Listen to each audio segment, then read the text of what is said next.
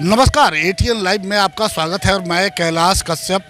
बेलौरी गांव आज हम पहुंचे हुए हैं और आपको बता दें कि यही वो गांव है जहां से जहरीली शराब पीने से संदिग्ध अवस्था में 5 लोगों की मौत हो गई है और एक व्यक्ति अपनी आंखों की रोशनी खो चुका है।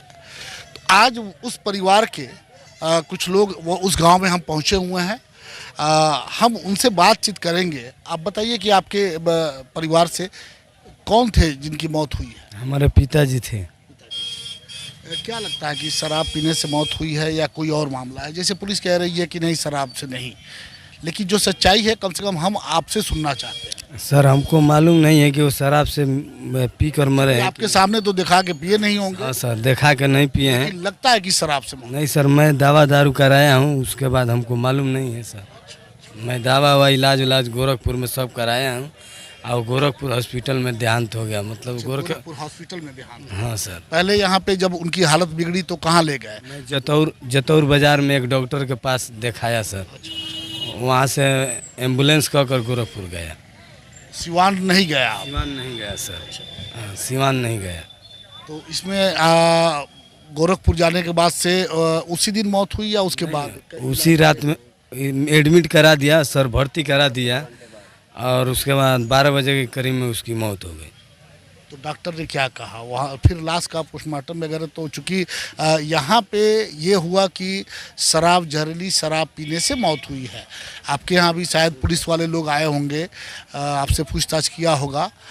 तो जो आपके पिताजी की जो बॉडी थी उसका पोस्टमार्टम भी हुआ क्या? नहीं सर, मैं पोस्टमार्टम नहीं कराया। वहीं से ले करके वहीं आपने डॉक्टर का जो वहाँ से रिपोर्ट आया था वही रिपोर्ट मैं थाना प्रभारी से देखा कर और थाना प्रभारी को बोल दिया कि लाश जला दो, मैं जला दिया सर। पुलिस के लोग आए थे यहाँ पे? हाँ सर। आपसे बातचीत हुई? हाँ सर। क्या बातचीत हुई? यही सब बात हुई, कैसे मुँह, कहाँ इलाज कराए, कहाँ दवा कराए, यही सब पूछा। आपको क्या लगता है कि चूंकि गांव में क्या पूरे शहर में ये चर्चा है, अखबार भी आपने देखा होगा जिसमें आपके पिताजी का नाम भी छपा होगा, उसमें ये कहा गया कि शराब पीने से मौत हुई है। आपको क्या लगता है कि शराब तो सरकार ने बंद करवा दिया? हम ये नहीं कहते हैं कि आपके पिताजी ने शराब पिया नहीं पिया, अब वो जानते हैं, वो अब हमारे बीच में है नहीं। आपको क्या लगता है कि शराब आज के समय में बिहार सरकार ने उसे बंद कर दिया है, लेकिन कहा जाता है कि शराब चारों तरफ है। तो आपको क्या लगता है कि शराब मिल रहा है, बिक रहा है? शराब तो सर बिकिया रहा है। मान लीजिए हमारे यहाँ से बॉर्डर लग रहा है यूपी। अच्छा, कितना दूर है यहाँ से? यहाँ से ही 2-3 किलोमीटर पड़ेगा सर। 3 किलोमीटर? हाँ सर। पैदल भी पार कर सकते हैं? पैदल भी जा सकते हैं, गाड़ी से जाते ही हैं, साइकिल से जा सकते हैं। यही है सर। पीता है लोग पीता है। अब जो उधर जाएगा तो पिएबे करेगा सर। यहाँ भी ला करके बेचता ही होगा? नहीं सर, वो सब हमको मालूम नहीं है।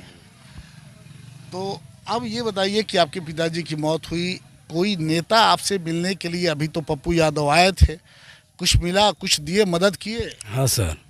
क्या मदद किया? 10,000 रुपया का मदद किए। और कोई स्थानीय जैसे सांसद, विधायक जी जो, और वो लोग आए कि नहीं आपके? सब लोग आए थे सर। मदद किया? सिर्फ आने से आश्वासन या कोई मदद मिला है और जिनको 10-10 दिए, किसी को जो जैसा है उनको। हाँ, सभी आदमी आए थे, थोड़ा थोड़ा मदद किए हैं सर। थोड़ा मदद हुआ है। हाँ सर। अब कुछ आप क्या चाहते हैं? सरकार से कुछ चाहते हैं या? सर, जो मर गया तो अब क्या होगा सर? मर गया तो अब होने वाला क्या है? जो होने वाला है वो हो रहा है सर। अब क्या होगा? नाम बताइए अपना। राकेश कुमार राम। राकेश कुमार राम हैं। इनके पिताजी की भी मौत हुई है। उन 5 व्यक्तियों में हम और लोग जो हैं उनसे भी बातचीत करेंगे। इनका कहना है कि शराब से उनकी मौत नहीं हुई, उनकी हालत बिगड़ी थी वो। हाँ, इनका कहना है कि मैंने देखा नहीं है। तो ऐसा भी होता है कि कोई भी व्यक्ति ये नहीं कि वो अपने बेटे के सामने बैठ करके शराब पीता है। अब वो जांच का विषय था, लेकिन वो इनके बॉडी को पोस्टमार्टम भी नहीं हुआ है। थाना प्रभारी के इन्होंने कहा, उनसे बातचीत की और उन्होंने कहा कि आप बॉडी को जला दें, अपना जो संस्कार होता है वो कर लें। तो ये ख़त्म हो चुकी है कहानी।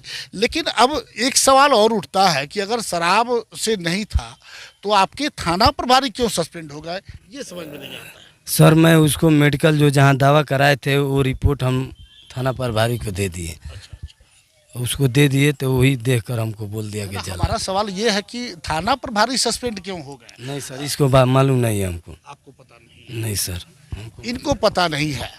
और जैसे कि अभी थोड़ी देर पहले पप्पू यादव ने भी कहा कि बड़े बड़े अधिकारियों पे गाज गिरनी चाहिए थी, लेकिन ऐसा हुआ नहीं। छोटी मछली का शिकार हुआ और पूरा कार्यक्रम समाप्त हुआ। थाना प्रभारी और एक हवलदार को सस्पेंड किया गया। पप्पू यादव ने कहा कि कुछ दिनों के बाद उनकी फिर पोस्टिंग होगी। लेकिन कहीं ना कहीं जो बिहार में शराबबंदी है वो पूरी तरह से विफल है। ये सिर्फ कहने की बात नहीं है, ये लगातार बिहार के हर कोने से, ये सिवान की बात नहीं है, गुठनी की बात नहीं है, सिवान के हर जगह पे जहाँ से खबरें आ रही हैं कि शराबबंदी पूरी तरह से विफल है। सरकार मौन धारण किए हुए है, विपक्ष चुप है। ये समझ नहीं आता है कि आखिर ये लोग करना क्या चाहते हैं। लेकिन जरूर अभी सबसे बड़ी समस्या ये है कि जिन लोगों ने अपने पिता को खो दिया है, इसी गांव में आगे जब हम पहुंचे थे तो एक बच्ची रो रही थी, पापा पापा कह के बुला रही थी। आज उसके पापा उसके पास नहीं है। कल जब उसका अब पूरा जीवन उसके पास पड़ा हुआ, आखिर उसकी सहायता कौन करेगा। नेता आते हैं 5,000 10,000 दे के चले जाते हैं। आज के समय में 5,000 और 10,000 की क्या कीमत है ये हर व्यक्ति जानता है। लेकिन आखिर इसका ठोस उपाय सरकार क्यों नहीं करती है? क्यों लोगों को उनके अपने रहमो करम पे, उनको अपने हालात पे छोड़ दिया है मरने के लिए?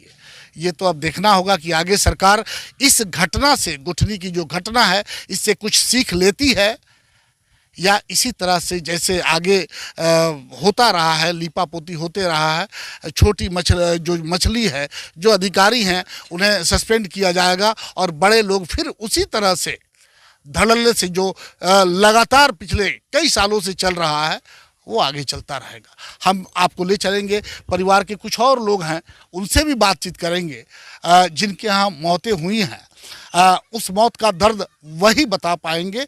ये हम आप लोग हम तो समझने का प्रयास कर रहे हैं, लेकिन वाकई जो दर्द है जिन्होंने अपने परिवार के मुखिया को खोया है, ये वही लोग बता पाएंगे।